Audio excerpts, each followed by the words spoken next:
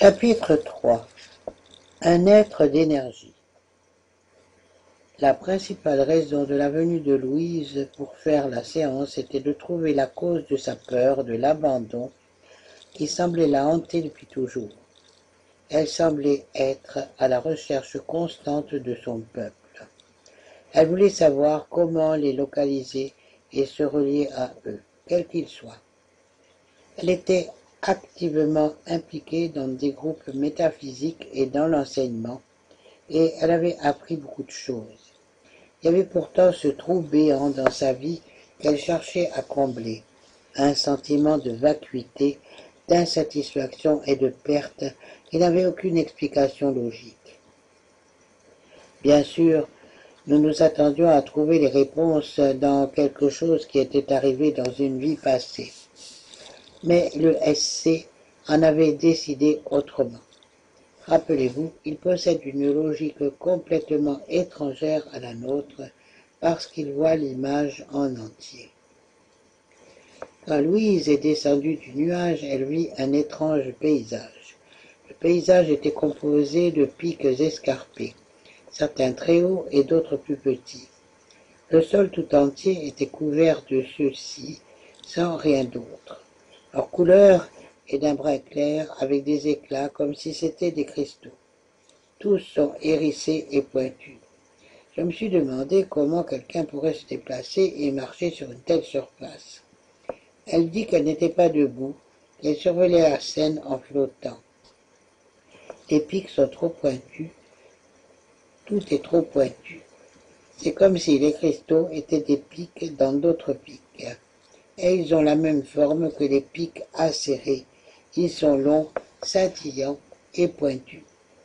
Il y en a des petits et certains sont plus gros. Et la lumière se reflète sur toutes les surfaces. Certains pics sont si grands que leur sommet atteint les nuages. Je lui demandai de prendre conscience de son corps ou de la manière dont elle se percevait. Je suppose que je dois avoir un corps parce que je ne veux pas marcher sur ces pics. Je perçois une sensation. Je sens des endroits chauds et d'autres froids. Je peux sentir une brise et je peux voir aussi. J'essaie maintenant d'examiner les pics et les cristaux. Si je regarde plus profondément sous leur surface, elle n'est pas statique. Il y a des choses qui bougent, c'est comme des morceaux de nuages, sauf qu'ils ne sont ni blancs ni gris et ils sont plus lumineux. Et quand ils se déplacent, c'est comme s'ils glissaient et changeaient de forme. Mais ce ne sont pas des nuages. Au début, quand j'ai atterri ici, j'ai cru que c'était vide, mais je crois que ce n'est pas le cas. C'est comme de grosses masses floues dans l'air qui brillent. Elles peuvent s'enrouler autour de choses et flotter, comme des taches sans forme ni taille définie. Elles ressemblent à un nuage, sauf qu'un nuage est plus vaporeux. Est-ce que ce sont les seules formes de vie que vous pouvez détecter? Non. En réalité, il y a des choses minuscules qui grouillent à la surface et il y a du mouvement partout.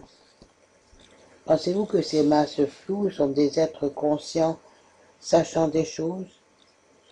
Oui, elles savent des choses. C'est comme des mémoires en forme de bulles de savon de différentes formes et couleurs.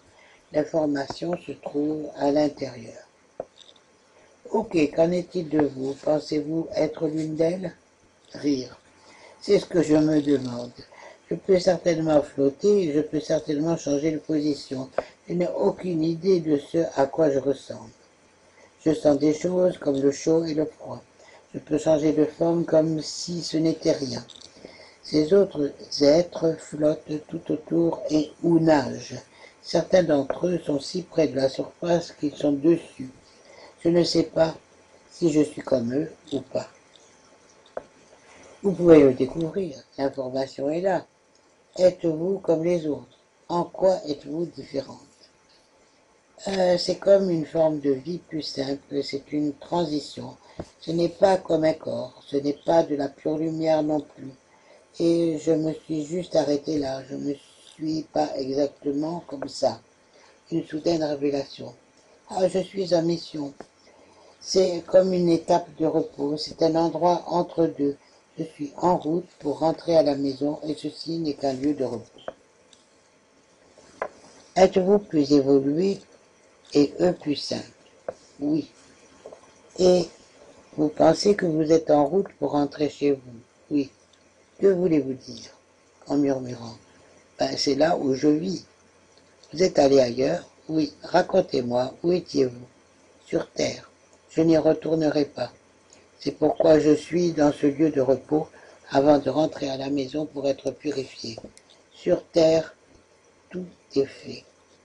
Êtes-vous contente de vous en aller? Non. Sa beauté va me manquer, mais je ne veux pas y retourner. La maison me manque. La maison, il n'y a pas de pic. Aucun mal. Nous savons tous, nous aimons tous. La maison me manque, mais c'est bien d'être dans cet endroit. Ce n'est qu'un endroit pour s'arrêter. Je ne sais pas exactement pourquoi je me suis arrêté là, sauf pour satisfaire une curiosité. Je ne connaissais pas l'endroit, je ne connaissais pas d'endroit comme celui-là. Vous savez que sur Terre, ils les appellent amibes. Sauf que certaines d'entre elles sont toutes petites et d'autres sont énormes. Et elles sont intelligentes. Elles peuvent fusionner l'une avec l'autre. Elles peuvent changer de forme. Elles peuvent grandir. Elles peuvent rétrécir. C'est plutôt sympa d'être comme ça. C'est peut-être pour ça que j'aime autant l'eau sur Terre. Mais c'est bon de ne rien faire pendant un petit moment, n'est-ce pas? Oui, c'est vraiment agréable. J'ai décidé de condenser le temps et de la faire avancer jusqu'à ce qu'elle arrive chez elle. Je lui ai demandé à quoi cela ressemblait. C'est très beau et lumineux et beaucoup de choses sont bleues, vertes et dorées. Des objets ou juste des couleurs? Eh bien, les objets sont des couleurs. Tout peut être touché et senti. Alors, il n'y a pas de différence. C'est solide, mais vous pouvez aussi vous fondre à l'intérieur des choses. Il y a plein de genres d'espace. Ils peuvent constituer un vaisseau qui peut voyager très loin et qui est fait d'une lumière particulière. Et nous pouvons créer des choses magnifiques à partir des souvenirs rapportés des endroits où nous sommes allés. Vous devez avoir des souvenirs avant de pouvoir créer quelque chose. Oui. Elle s'étonnait de cela et était en admiration des choses magnifiques qu'elle voyait en train d'être créées. Elle eut un profond soupir. C'est si sûr et beau ici, ça m'a manqué. Elle commença à pleurer. Mais vous êtes allé sur Terre pour une raison, n'est-ce pas? Nous le voulions et nous sommes tous allés dans ce merveilleux endroit. Nous voulions que les humains sachent ce que nous savons et qu'ils ressentent ce que nous ressentons. Mais vous savez que quand les gens viennent sur Terre, ils oublient, n'est-ce pas?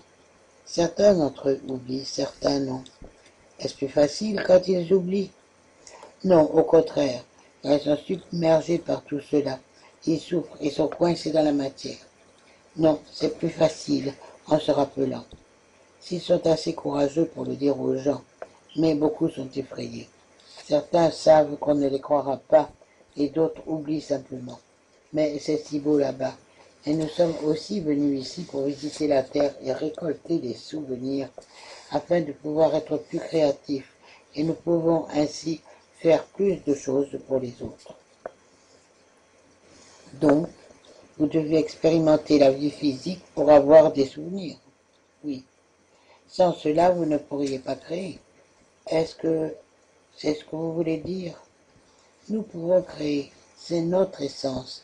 Nous sommes des créateurs de lumière et nous pouvons aussi énormément enrichir la planète dans son ensemble.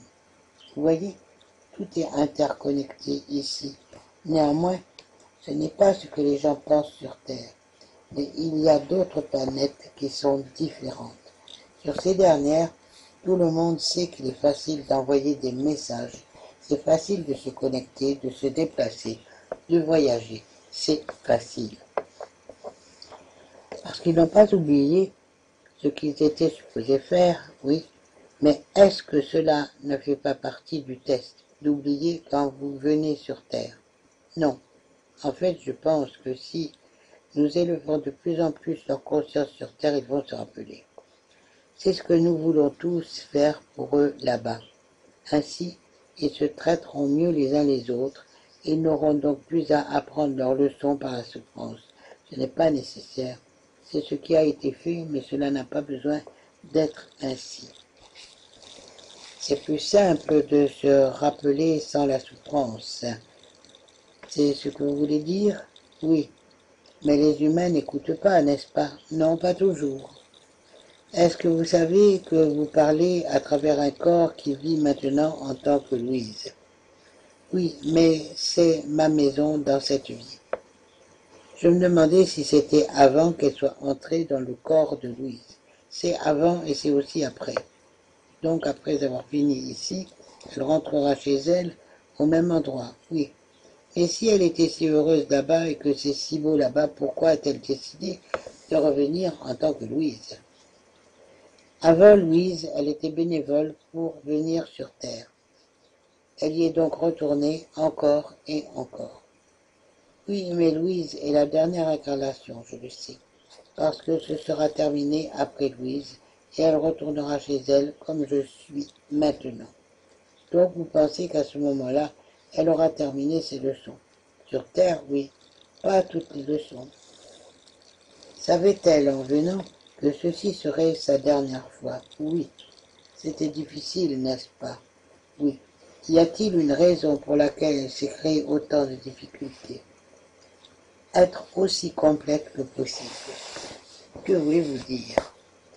Quand nous partons de cet endroit de la lumière et que nous quittons cette galaxie, comme nous l'appelons, c'est que nous allons vers d'autres civilisations, comme on pourrait les appeler, alors nous prenons sur nous une partie de leur karma.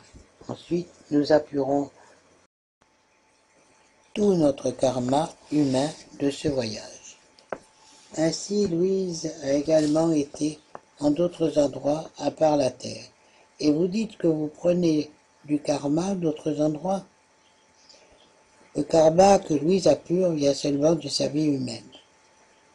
Alors il est temps de clore ce chapitre, oui. Elle a appris tout ce qu'elle peut apprendre de ses vies.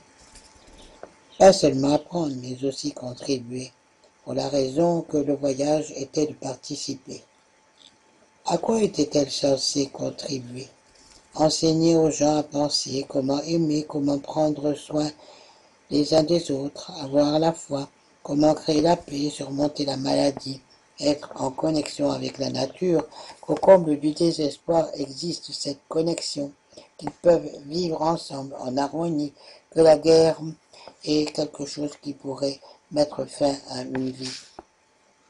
Toutes ces choses sont merveilleuses, mais quand nous venons sur Terre, cela devient difficile, n'est-ce pas? Exact, mais les autres sont si nombreux. Voyez, certains d'entre nous oublient même les autres. Mais les autres n'étaient pas nous. Ceux-ci sont nouveaux. Ils sont en train d'apprendre à différents niveaux, différentes choses à quoi contribuer, différentes leçons à apprendre. Et aussi de quelques zones différentes. Certains ont eu plus de vie humaine et finalement il y en a aussi d'autres qui sont venus d'autres galaxies. Y en a-t-il aussi parmi ceux-là qui sont revenus encore et encore? Oui. Est-ce que ce sont eux qui sont les plus piégés dans la roue du karma? Oui. Et c'est pourquoi les outsiders, ceux de l'extérieur, viennent les aider. Ils sont nombreux à vouloir être aidés. Mais ils se sont enfermés dans des boîtes, ils savent qu'ils veulent être aidés. C'est juste qu'ils sont tellement coincés dans leur vision des choses, ils sont bloqués par leurs limitations relatives à ce corps et cette vie. Et au fait qu'ils pensent n'être rien d'autre que cela. Ils veulent obtenir de l'aide sans rien changer à leurs habitudes. Ils pensent que c'est tout ce qui existe. Le corps, ou cette nourriture, ou cet endroit, ou cette vision. Louise reste parfois coincée. Elle a eu d'autres vies qu'elle se rappelait également. Cette fois, elle est venue pour se rappeler qui elle était et ce qu'elle peut faire. Elle fait du bon travail, mais pas un aussi bon travail qu'elle l'aurait souhaité. Il apparaissait que certains des volontaires étaient réellement de vieilles âmes qui avaient décidé de venir ici pour aider. Il semblait aussi difficile pour eux de s'ajuster aux vibrations de la Terre et cela leur a causé des problèmes. Une des principales choses qui les distingue des primo-incarnés, c'est qu'ils ont plus d'expérience. Louise a reconnu qu'ils devaient travailler tous ensemble pour aider ceux de la Terre qui étaient coincés. Merci pour votre écoute. Marie-Françoise Nguyen.